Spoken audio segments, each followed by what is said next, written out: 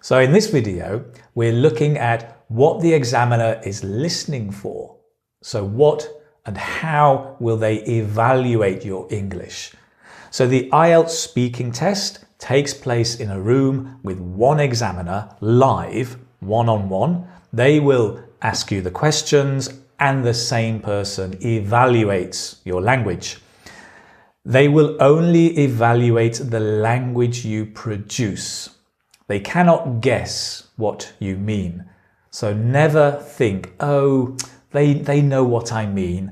No, they don't, and they won't try. So make sure you produce enough language and make sure you speak clearly and loud enough so they can hear you and evaluate you. So the examiner will evaluate 4 things in the exam, okay? Fluency, vocabulary, grammar, and pronunciation. Let's have a look at each of these in a bit more detail. So first, fluency. And here there are probably 3 things the examiner looks at: ease of speaking, hesitation and repetition, and connectives. Ease of speaking is basically how easily you connect your sentences. Okay, so if I say, well, I come from Manchester. It's a beautiful city. It's up in the north of England and I've lived there for a long time. It's a nice, smooth flow, good fluency. Okay, be careful. Fluency is not speed. You do not have to speak fast. Then there is hesitation. Hesitation is, that's your hesitation. Repetition, when you repeat and repeat and repeat and repeat. So you need to be listening to yourself, maybe record yourself and notice the hesitation and repetition. For example, I live in Manchester. Now, when you play that back and listen, you'll notice how much you hesitate and repeat. So try and reduce the ums and the repetition. Next, we have connectives.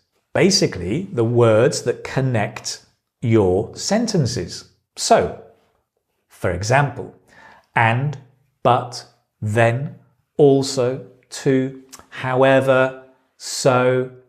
All of these are connectives. You need to use quite a few and a good range, and spoken connectives, not written academic connectives. Okay, so for fluency, basically a band 7, okay, would look like this. Speaks without any noticeable effort, may have hesitation at times, uses a range of connectors with flexibility. Let's move on and look at vocabulary. For vocabulary, there are 5 things to look at. So we have the range, the mistakes, idiomatic expressions, collocation, and paraphrase. Let's look at each one in turn.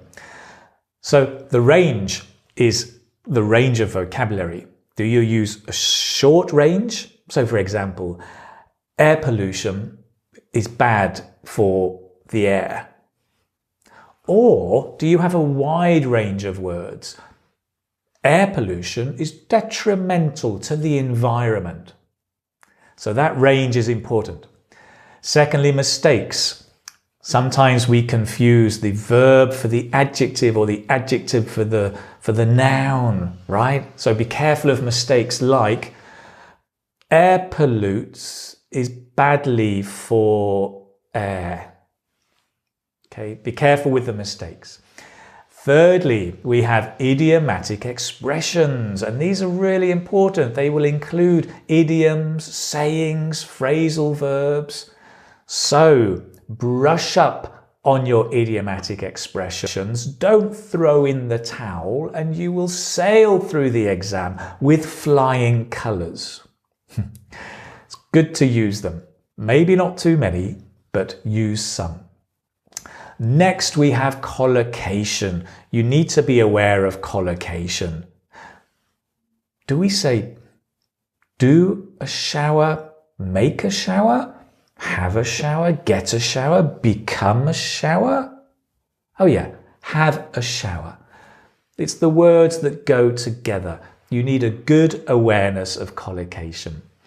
And finally, paraphrase. And this is your ability to say something when you don't know the word. Maybe you forget the word, but you can't say, oh, I don't know how to say that.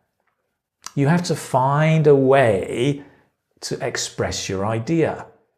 So for example, I was fixing a plug the other day and I needed that long thing made of metal to help me unscrew the top, and then I could fix it.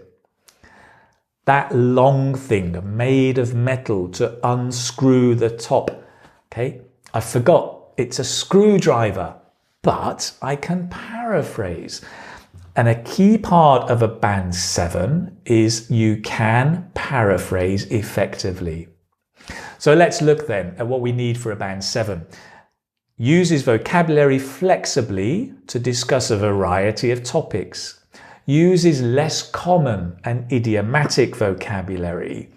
Shows awareness of collocation. Can paraphrase effectively. Great. Let's look now at grammar. For grammar, there are three things the examiner will be listening for: simple or complex structures, flexible use, and mistakes.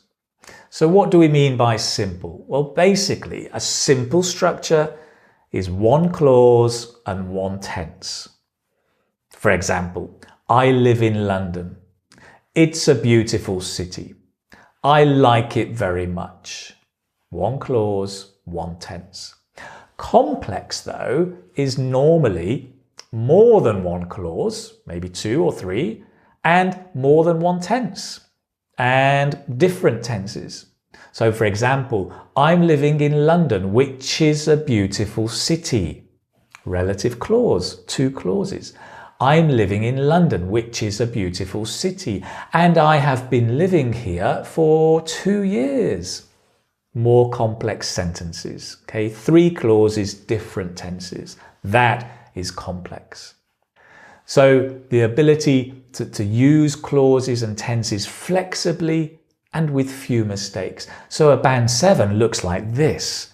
Uses a range of complex structures with flexibility, with some flexibility, and there are frequent error-free sentences. Let's move on. Let's look now at pronunciation, and there are three things really that the examiner will look for. It's the range of features, of pronunciation features, your control of them, and are you easy to understand? So let me say something about accent. You can have any accent, whether it's Chinese, Indian, Canadian, American, British, Brazilian, German. Accent is okay. You can even get a 9 with an accent. It's about your control of the pronunciation features of English. Okay, so focus on the features. Typically, those features will include individual sounds. Ow, now, no, now, take, tea. So the vowels and the consonants. The word stress, present, present. Which part of the word do you stress? Sentence stress is really important. Each of these sentences has a different meaning. I don't live in London. I don't live in London. I don't live in London. I don't live in London. I don't live in London, right? So where you put the stress changes the meaning. 5 slightly different meanings. Then connected speech. So this is where we connect two words. If a word finishes in a consonant and the next word begins with a vowel, we usually connect them. Take, for example, wake up. Wake up, cup. Wake up, wake up. Wake up early, up early, up early, pearly, pearly, cup early, cup early. Wake up early, wake up early. Wake up early, wake up early. Once you start repeating it, you hear the sound, wake up early. It's much more important to focus on the sound than the words. That's why listening to audio is so good rather than reading words aloud. Listen to audio, focus on the sounds, and wake up early. Finally, intonation. Intonation is difficult to practice. You just need to listen lots and lots and lots. But for example, listen to the difference here, okay? That's great. Oh, thank you. Well, that's great. Oh, I'm sorry. That's great. The intonation can mean it's really good or it's really bad. So intonation is important. So for a band 7, what do we have? Well, produces a range of pronunciation features with good control and some ability to sustain over longer turns and can be understood throughout.